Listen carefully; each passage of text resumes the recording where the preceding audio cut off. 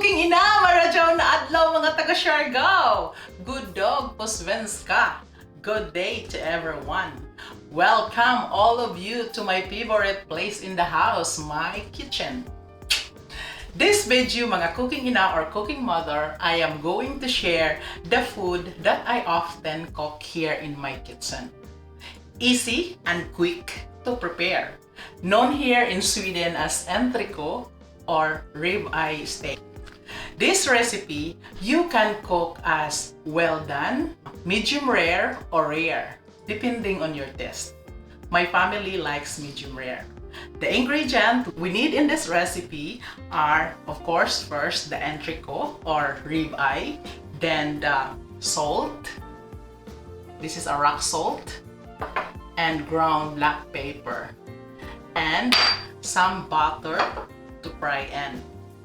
And mga cooking ina or cooking mothers, let's do it together. I have a ribeye in front of me and I'm going to slice this. I slice like this. I need a knife. So I'm going to cut this in 1.5 centimeter. This is like 1.5 kilo. My boys loves this, so I slice 1.5 centimeter. Do like this.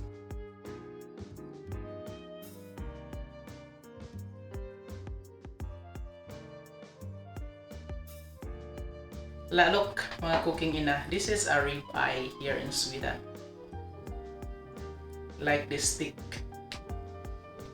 See, it's look good and fresh, the Swedish entrecôte. So next for Kuya Kim Kim,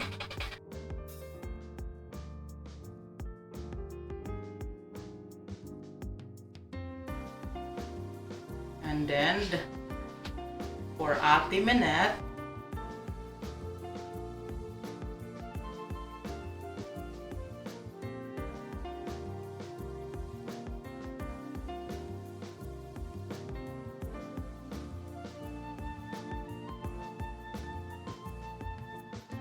so now my entrecôte or ribeye is ready to put a flavor, salt, black pepper, and then we fry it. It's very easy, very quick to prepare this recipe here in my kitchen.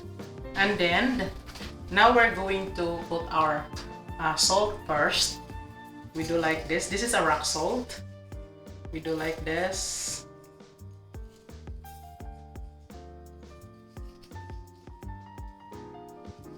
And then in the other side, we put salt as well.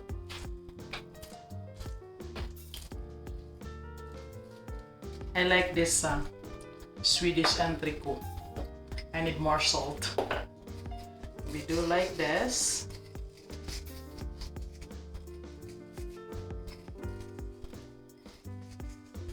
So, and then the next, we're going to put our ground black pepper. I have black pepper here. We do like this. It's more easy to use this than that. So, and then in the other side too, we put the black pepper. We do like this. See, it's look beautiful. It's fresh, the meat. Black pepper. Oops.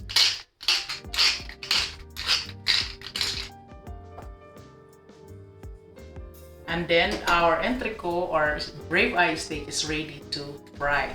And then you can grill as well in this. But it's winter here in Sweden, so we're going to fry in a grill pan. The grill pan, I have this. It's like this, the grill pan. May mga curve. This is a grill pan. It's very heavy. Oops. So we fry like this. And now we're going to fry our ribeye steak. We need to put it in a very high temperature of our grill frying pan. very high temperature mga cooking ina. And then we're going to put the butter. We do like this, the butter. We coated the grill pan with butter.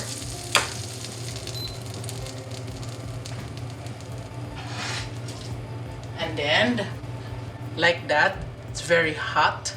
So we're going to put our ribeye steak. We do like that.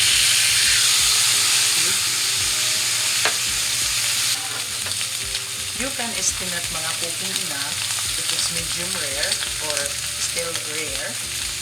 Ako ay prepare na medium rare because that's what my kids like. They like the medium rare cooking the steaks. And we're going to turn our steak. See, look, it's beautiful. It's you see if you fry in a grill pan, it's like we're grilling. Because we're looking for the medium rare, we're going to cook this in 1.5 or 2 minutes per size of the meat, so that the result will be medium rare. So look, it's beautiful, right? See? Now I'm going to put this one in a plate. See, it's beautiful. So now our ribeye steak is ready for plating. We need to rest our meat first so that it's continue cooking. And then I'm going to plate this. We do like this. And we do like this.